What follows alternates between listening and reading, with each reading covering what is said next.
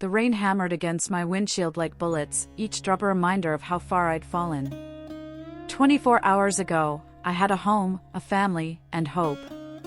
Now I was curled up in the backseat of my Honda Civic, my 7-month pregnant belly making it impossible to get comfortable, watching steam rise from my breath in the freezing air. My phone had died hours ago, not that anyone would call anyway. The eviction notice was still crumpled in my pocket, along with the divorce papers my husband had thrown at me before changing the locks.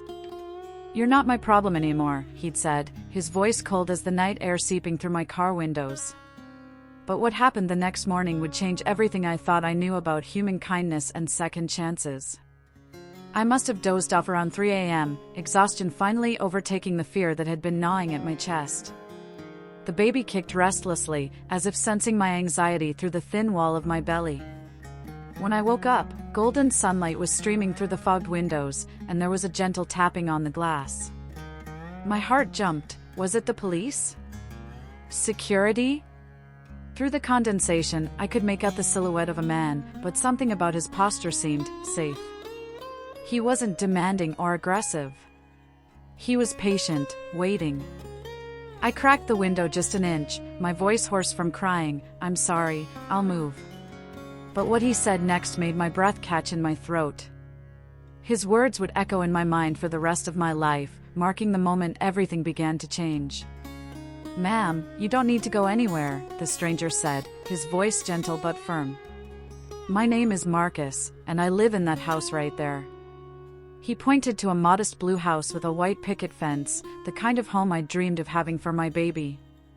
"I saw you pull in last night during the storm. Are you hurt? Do you need help?" I wanted to say no, to maintain what little dignity I had left, but the baby chose that moment to kick hard against my ribs, and I couldn't hide the wince of pain. Marcus noticed everything. "When's the baby due?" he asked, his eyes kind but concerned. 2 months, I whispered, suddenly feeling the full weight of my situation. Here I was, about to be a mother, and I couldn't even provide a roof over our heads. But Marcus smiled, actually smiled, and said something that would shatter every wall I'd built around my heart. "You know what? My grandmother always said that when someone shows up on your doorstep in a storm, they're exactly where they're supposed to be." Marcus stepped back from the car and gestured toward his house. "I've got a guest room that's been sitting empty for months. Hot shower, warm bed, and I make a mean cup of coffee." I stared at him like he'd just offered me the moon. Strangers didn't do things like this, especially not for someone like me, bedraggled and desperate in a parking lot. "I don't have any money to pay you," I managed to say, my voice barely above a whisper. "I don't have anything at all." Marcus chuckled softly, a sound that somehow made the morning feel less cold. "Did I ask for money?" Then he said something that would become the foundation of everything that followed, words that would teach me the true meaning of family. "Listen," Marcus said, crouching down so we were eye level through the window, "I lost my wife 3 years ago to cancer. This house has been too quiet ever since. Maybe we both need something from this situation." His honesty hit me like a physical force. Here was someone who understood loss, who knew what it felt like to have your world rearranged without your permission. "But I'm a stranger," I protested, though part of me was already imagining what it would feel like to sleep in a real bed again.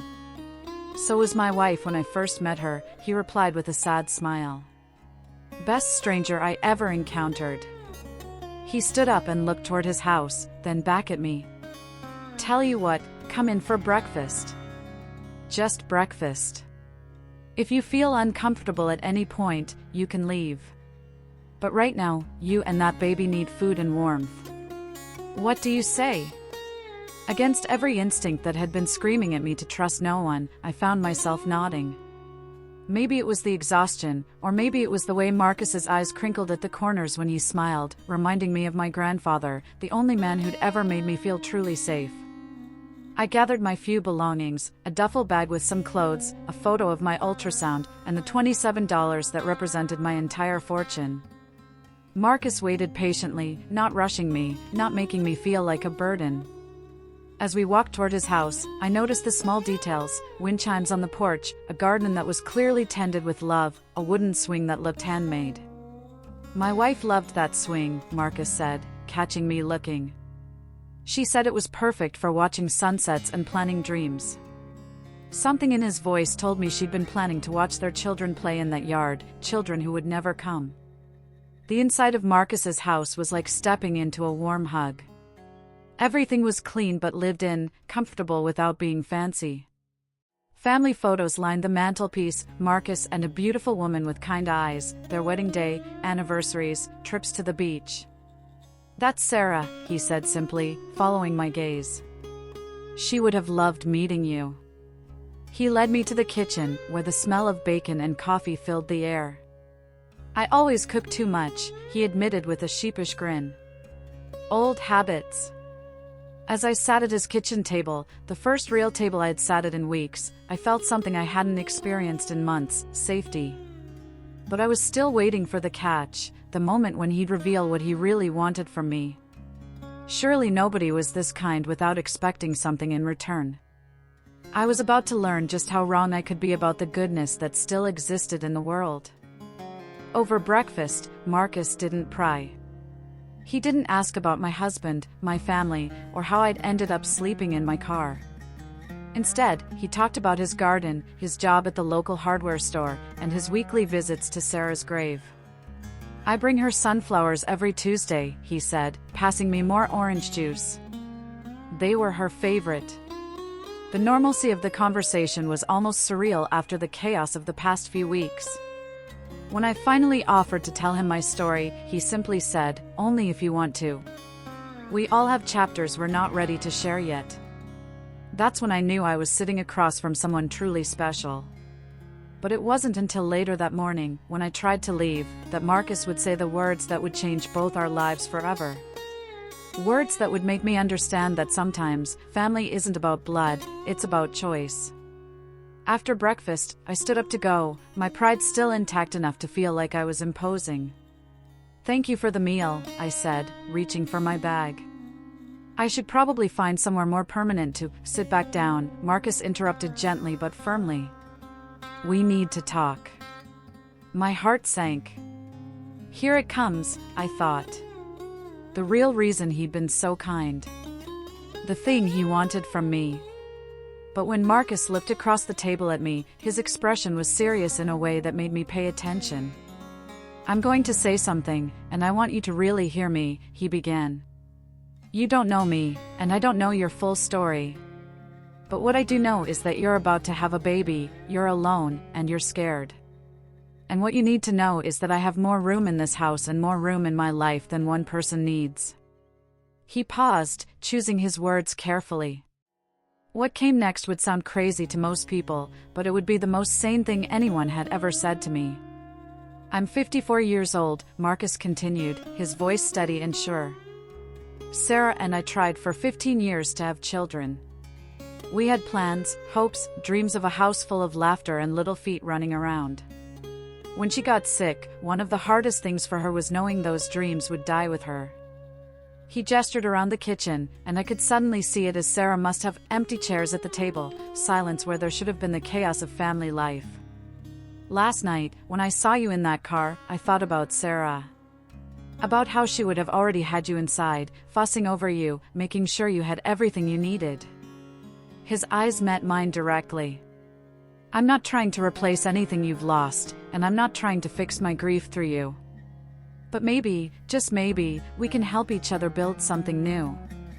Something neither of us expected but both of us need." The weight of his offer settled over me like a blanket. This man, this stranger who owed me nothing, was offering to change his entire life for someone he'd met 12 hours ago. "Marcus," I whispered, tears starting to flow freely now, "you don't understand. I'm not just broke, I'm broken. My husband left because he said the baby probably wasn't even his. My parents disowned me when I wouldn't get an abortion. I have no job, no skills, no way to contribute to anything. You'd be taking on dead weight." But Marcus smiled that gentle smile again and said something that would become our family motto, words that would be painted on a sign in our kitchen years later. Honey, he said, reaching across to squeeze my hand, dead weight doesn't kick like that baby's been doing all morning. Dead weight doesn't have the strength to survive sleeping in a car in a storm. You're not broken, you're just between chapters. But what if people talk? I asked, voicing the fear that had been gnawing at me. What if they think we're, you know? Marcus laughed, actually laughed out loud. Let them think what they want. Sarah used to say that people who mind don't matter, and people who matter don't mind. He stood up and walked to the window, looking out at his garden. Besides, this town has seen stranger things than a widower helping a pregnant woman get back on her feet. And if they haven't, well, maybe it's time they did. The confidence in his voice was infectious. Here was a man who had faced loss and chose love anyway, who saw an opportunity to create something beautiful from something broken. There would have to be rules, I said, testing the waters. Boundaries. I don't want to take advantage of your kindness. Marcus turned back to me with a grin that would become as familiar as breathing. Oh, there'll be rules all right. First rule, no more sleeping in cars. That afternoon, Marcus helped me move my meager belongings into what he called the baby room, a space he and Sarah had prepared years ago, painted in gentle yellow with white furniture they'd bought during one of their hopeful periods. Sarah picked out that crib, he told me, running his hand along the smooth wood. She spent weeks researching the safest designs. Being in that room felt like being embraced by the love of a woman I'd never met. That evening, as I unpacked my few things into the beautiful dresser, I found a note tucked into one of the drawers. In Sarah's handwriting, it read, "For our miracle baby, whenever you arrive." I showed it to Marcus, and for the first time since I'd met him, I saw tears in his eyes. "She would have been so happy," he whispered. "She always believed our baby would come to us in the most unexpected way." In that moment, I understood that this wasn't charity, this was destiny. The first week in Marcus's house was like learning to breathe again.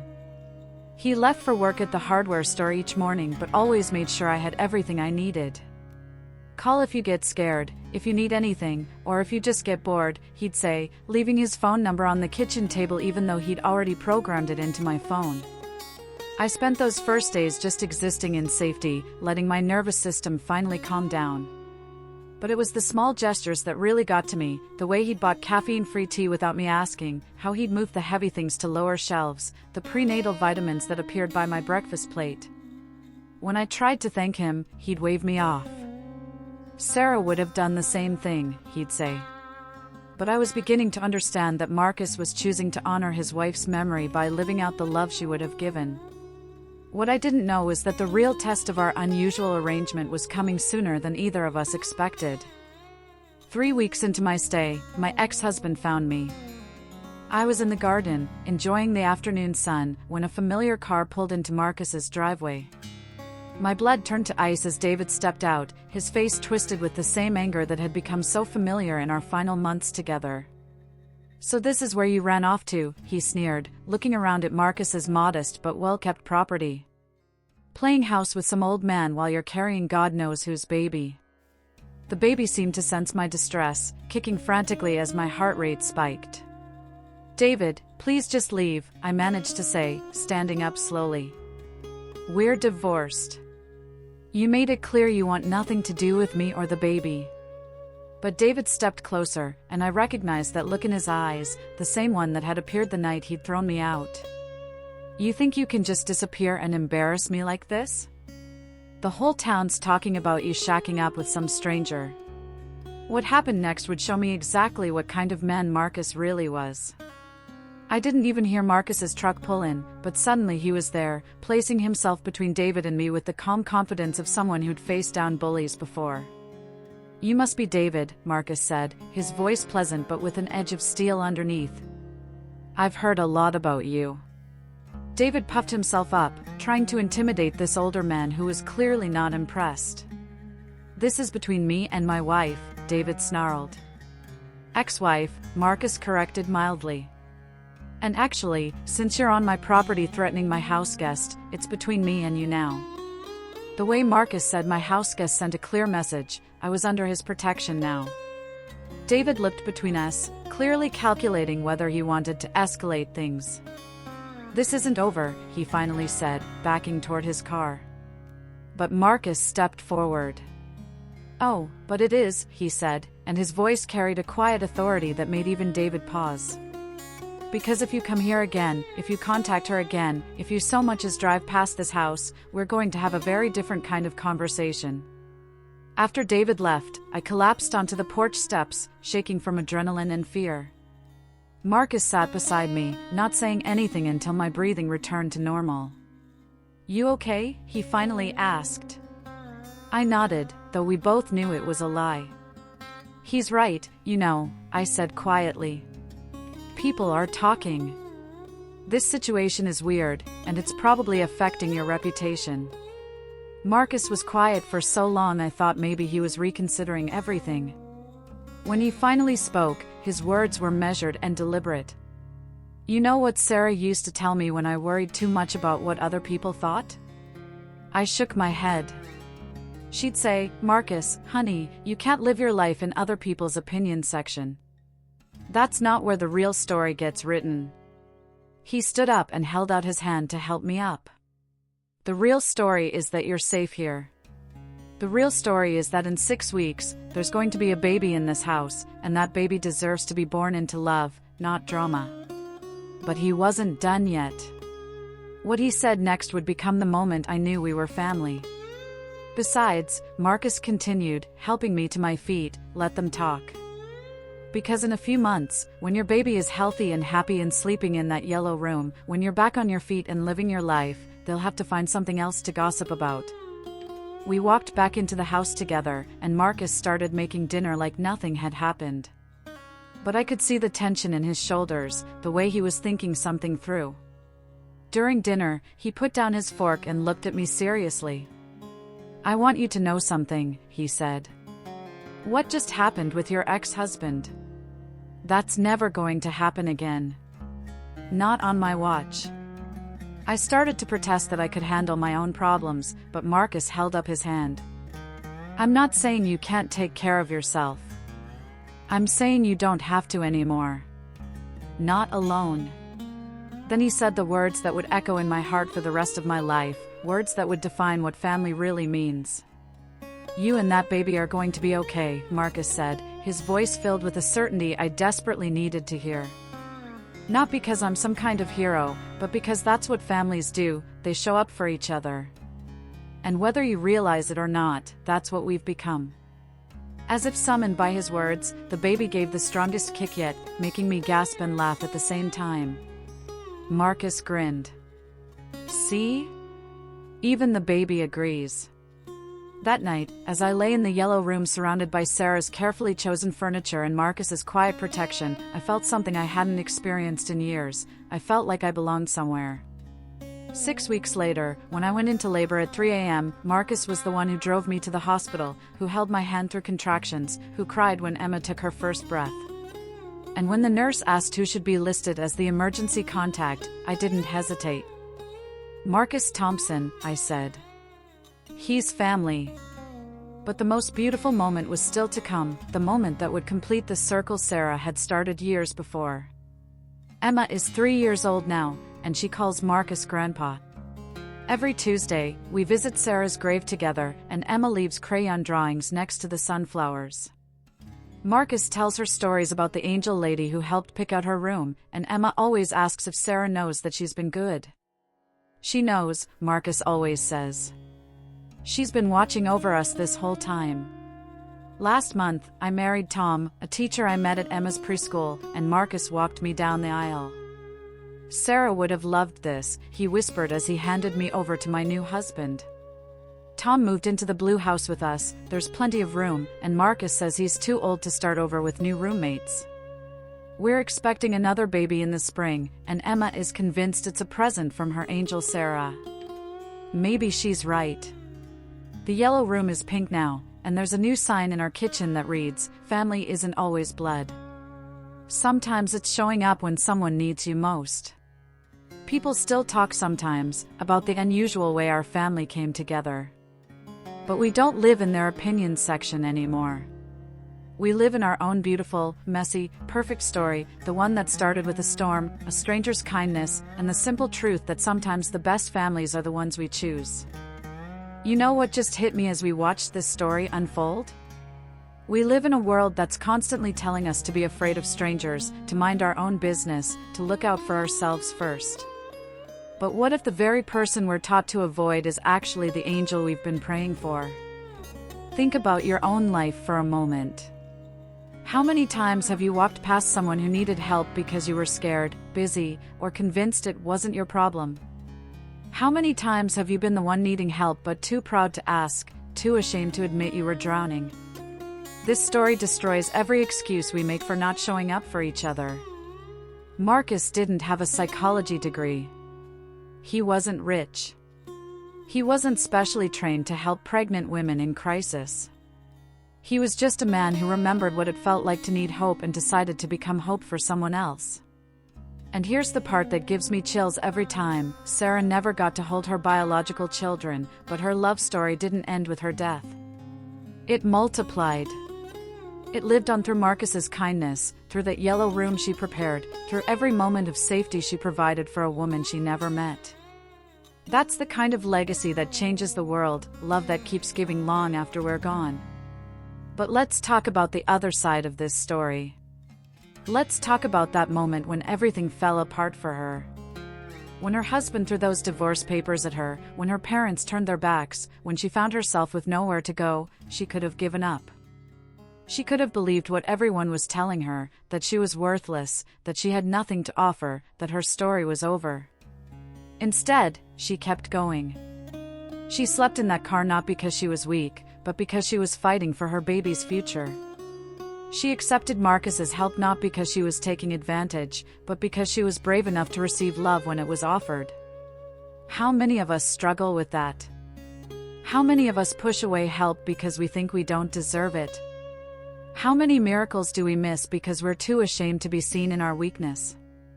This story teaches us that our lowest moments don't define us, they redirect us. They strip away everything that isn't essential and show us what really matters. Family. Kindness. Showing up. Being present for each other's pain and each other's joy. Every single day, we have the choice to be Marcus or to walk past the car. We have the choice to create the family someone needs or to stay safe in our comfortable isolation. We have the choice to see people's potential or to judge them by their current circumstances.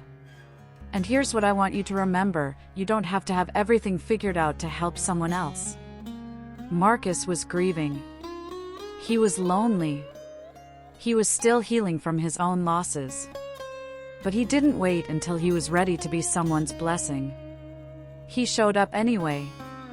That colleague who's been struggling at work? Maybe they just need someone to see their effort instead of their mistakes. That neighbor who never talks to anyone?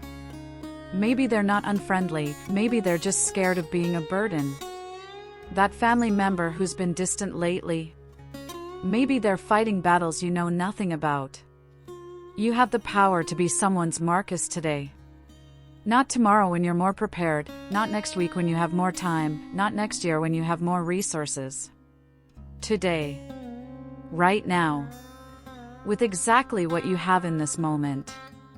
Because here's the beautiful truth this story reveals: when we heal others, we heal ourselves.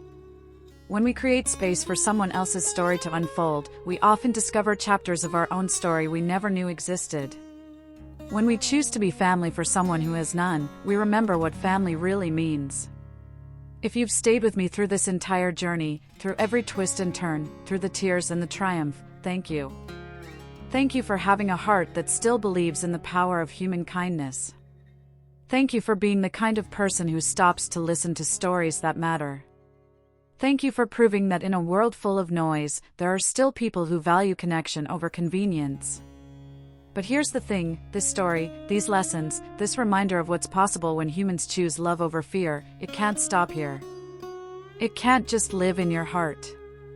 It needs to spread like wildfire, because somewhere out there, someone is sleeping in their car tonight. Someone is wondering if anyone in the world cares whether they live or die. Someone needs to hear that their story isn't over, that better chapters are coming, that there are still Marcuses in this world. So if this story moved you, if it reminded you of something you'd forgotten, if it gave you hope when you needed it most, please share it. Send it to that friend who's going through the hardest time of their life.